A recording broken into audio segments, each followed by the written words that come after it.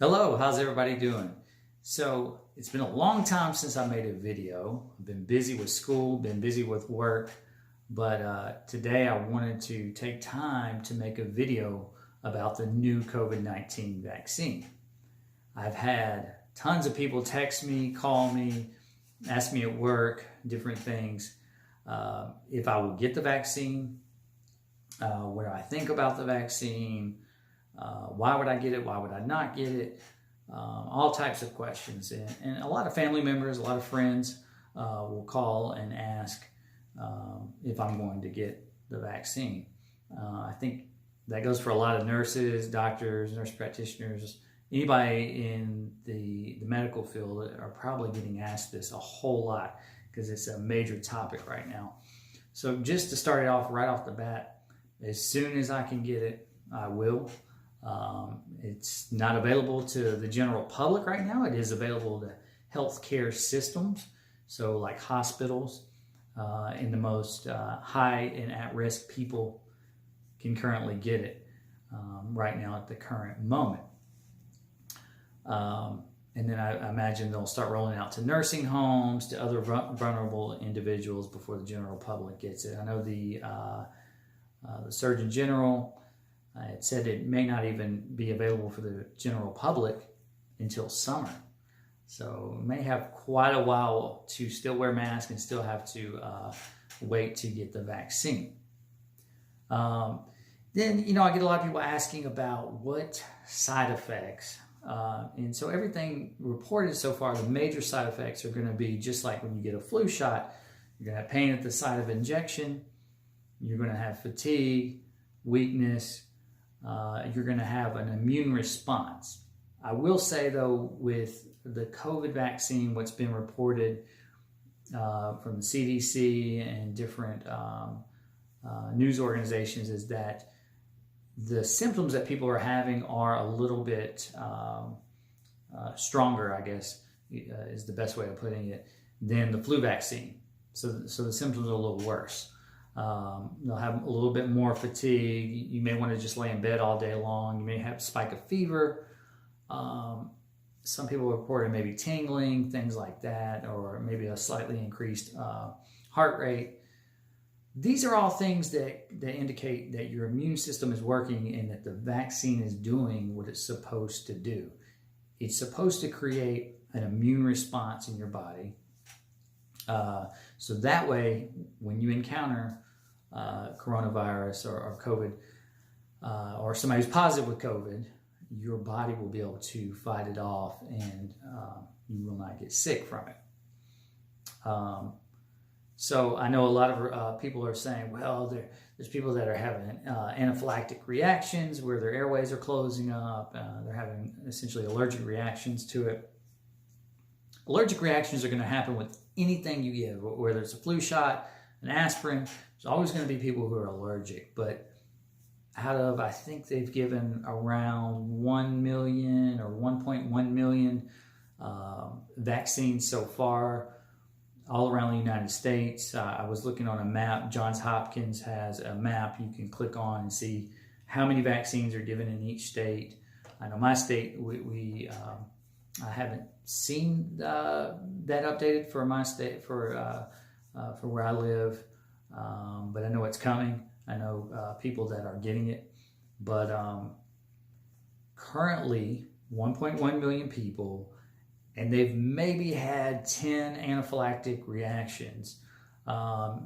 These vaccines are given in a hospital setting. There are people right there on staff that can administer maybe an epinephrine or an EpiPen, or that can treat any type of anaphylactic reaction that occurs. Another one that I keep hearing about is Bell's palsy, which is an inflammation of the nerve, the facial nerve, and it causes like a facial droop. And a lot of people are like, I don't want to get Bell's palsy, I don't want to get it. Again, it's a very small amount of people. I want to say maybe 10 people out of the 1.1 million. I want to say maybe 5 or 6 were in the trials, but total out of the 1.1 million, there's been a very small amount of people. And the thing with Bell's palsy is most times it's going to clear up on its own within a few weeks. You can take steroids to reduce the inflammation, and it'll cut that time down tremendously for the inflammation. And then most people, very large percentage of people, just return back to normal within a few weeks. In fact, out of the ones who've had the Bell's palsy reaction, all of them have returned back to normal, at least in the first 5 or 6 that were in the trial, the 45,000 people trial. So I'm not worried about Bell's palsy. I'm not worried about anaphylactic reaction. I'll get it. Regardless of those things, everything looks to be safe. I know there are a ton of course, here we go with the conspiracy theories. There's a ton of those rolling around. The other day I was watching, I saw a post, actually Fox News, I think, and CNN both posted a picture of Pence getting Vice President Pence getting the injection. And from the still photo, it's a funny thing. So this isn't the type of needle used for the injection, but I brought this out to illustrate a point. So a lot of people saw him get the vaccine, and they're like, "Oh, well, the cap's still on," or "Oh, the person had their hand in front of it, so he didn't really get it." And I can see the cap in the video. So on this one, and unfortunately, the hub is not like a yellow or a blue or a red color where you can see it. It's more of a clear color. You take the cap off, okay? And I don't know if you can see right there, there is a hub right here. And on this part right here underneath the needle, in the video, and a lot of, or in the picture, a lot of the hubs are like a pink or a blue color, right? And so once the needle's inserted, you see the hub there, and people are seeing that and they're like, the cap is still on. And I'm like, that's the hub. And then a lot of people see this part right here. So what this is a safety lock. I don't know if you can see that, but it's a safety lock. And this safety lock goes over the needle, and once I snap it in, it'll snap there, so you don't poke yourself after giving somebody an injection. So a lot of people saw this and they thought that was the cap as well. It's mind-blowing because, for one, that was a picture. And I replied to a few people, I'm like, you do realize there's actually a video of him getting the injection. But even that, then people watching the video are like, oh, he got saline, there was air in it, all these different absurd things. And I'm like, well, why, right? And what I noticed is a lot of the people that were commenting, they made it political. I saw a lot of people commenting, Pence probably got the fake one, but Biden would never do that. So you had Democrats commenting that Pence got a fake one. And then I guess today I saw a video of Biden getting an injection. It was the same thing. There were Republican people, Trump 2020, but Biden got the fake thing. And it's just all this stuff about people getting fake vaccines with no proof, no reason to do that. I don't understand. I think the reason you're seeing people like Biden and Pence get the vaccine is so people will see, wow, okay, so they're getting it. Therefore it's safe. I should go ahead and get it. Instead, it's almost like it's backfiring, and people are looking at it like, oh, it's fake. They're getting saline. All these absurd things, and a lot of the things like the cap on the needle, it doesn't even hold up, because you're talking about people are making these comments and they've never given an injection before in their life, right? They've never even held one of these needles before to give an injection. Now, this is a TB needle, but my point is that if you're not in healthcare and you're making these comments and you're making them with certainty, like the cap is on there, and you don't even know what you're talking about, you've never held one of these needles or syringes, you've never seen them before, it blows my mind why you're commenting and acting like what you're saying is factual, because it's not. So that's one thing I always hear. I also hear that if you already have had COVID, like I have, that you do not need to get the vaccine. A lot of people, I hear that, but according to the CDC, they still recommend you get the vaccine. The reason is because the immunity from people who have gotten COVID, the antibodies, they don't know for sure the exact amount of time, but it appears that most people have antibodies for 3 to 6 months, somewhere in there is what they're finding. They don't know how long immunity will last after the vaccine. That is true. That's something they do not know yet, which leads to the next point about it being rushed. All people are like, oh, it's been rushed, and they're cutting corners, and they're doing this, and they're doing that. So the parts that were rushed, they're not cutting corners. They're still monitoring people for side effects and things like that. They have studied these for a long time. It is the first time I believe that there's a messenger RNA vaccine.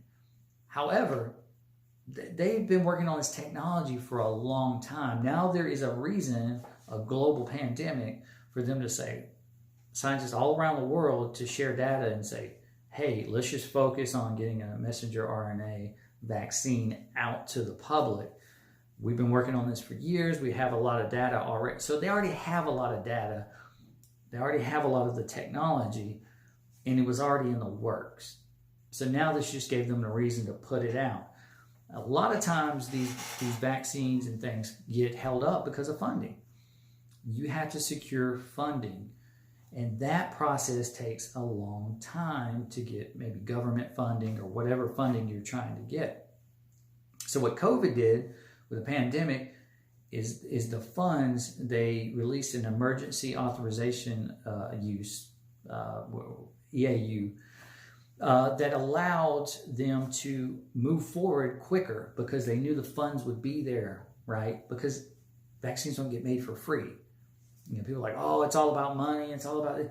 But they don't get made for free. There's especially when you're talking about the amount of people that need to be vaccinated, just in the United States alone. There are over 200 million people that need to be vaccinated.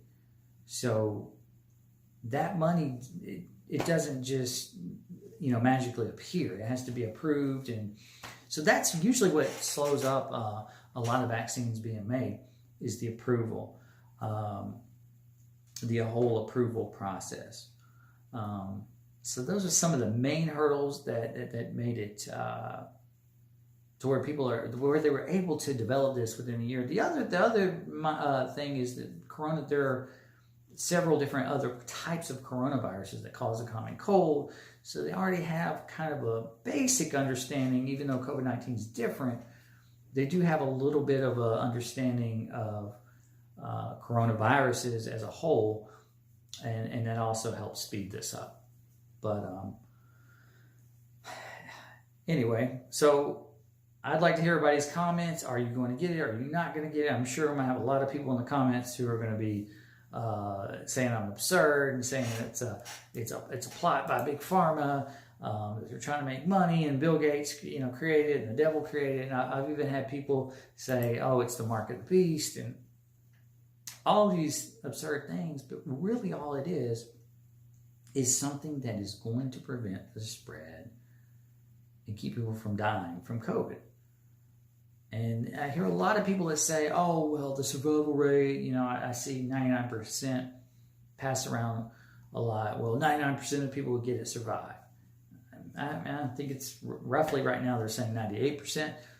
But the point is it's not the amount of people who are dying from it. It's the amount of people, somewhere between 10 and 15% of people who get COVID have long-term effects, pulmonary fibrosis, or they're hospitalized. We're talking about hundreds of thousands of dollars in hospital bills, time out of work, and just being sick in general, and then the long-term effects that they're seeing.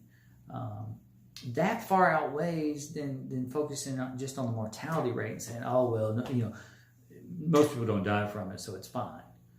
This is why this vaccine was pushed so quickly, why the FDA, why this approval, this EAU came about.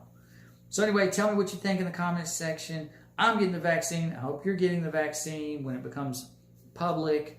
If you have any questions, you can ask me. If I don't know, hey, I'll refer you to the CDC or Johns Hopkins or any of these other organizations that are doing a ton of research. It's changing by the minute. Anyway, y'all have a great day.